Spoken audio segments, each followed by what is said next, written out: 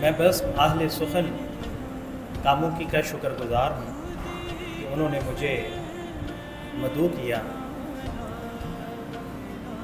یقین کیجئے کس پر، یقین کیجئے کس پر، یقین میں کیا ہے، یقین کیجئے کس پر، یقین میں کیا ہے، مجھے پتہ ہے میری آستین میں کیا ہے۔ 8 ستمبر 2015۔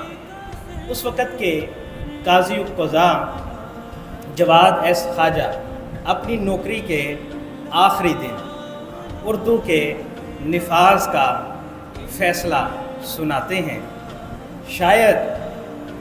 شاید وہ انہیں خوف تھا کہ اس فیصلے کے نفاذ میں بڑی دشواریاں ہیں اور وہ ان دشواریوں سے خود کو بچانا چاہتے تھے اور جاتے جاتے نیک نامی بھی کمانا چاہتے تھے۔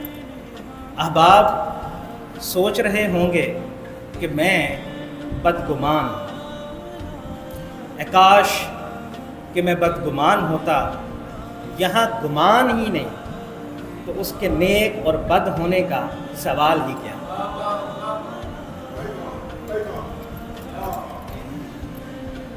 دلیل اس مقدمے کی یہ ہے کہ جنہوں نے فیصلہ سنایا انہوں نے آج تک خود اس پر عمل درآمد نہیں کیا۔ اور اس میں ایک بڑی دلچسپ بات ہے، یہ مقدمہ سپریم کورٹ میں 2003 میں داخلے دفتر ہوتا ہے اور اس پر فیصلہ 2015 میں آتے ہیں۔ 12 سال لگ گئے واضح بات پر فیصلہ دینے میں کہ اردو پاکستان کی قومی زبان ہے۔ اچھا، ویسے بھی یہ بات اہم نہیں ہے کہ سپریم کورٹ نے خود اس پر عمل نہیں کیا۔ اہم بات یہ ہے کہ سپریم کورٹ نے خود اپنے دیے ہوئے فیصلے پر عمل کیوں نہیں کیا۔ یہ ہم سب کو معلوم ہے کہ انہوں نے عمل نہیں کیا، لیکن اصل سوال یہ ہے کہ انہوں نے عمل کیوں نہیں کیا۔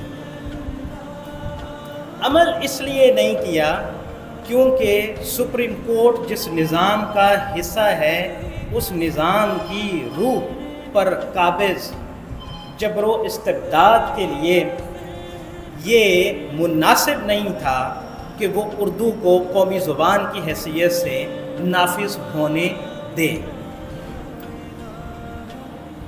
تفصیل اس اجمال کی کچھ یوں ہے کہ اردو عوام کی زبان ہے اور عوام جبر و استبداد کے مقابلے میں ایک فریق ہیں۔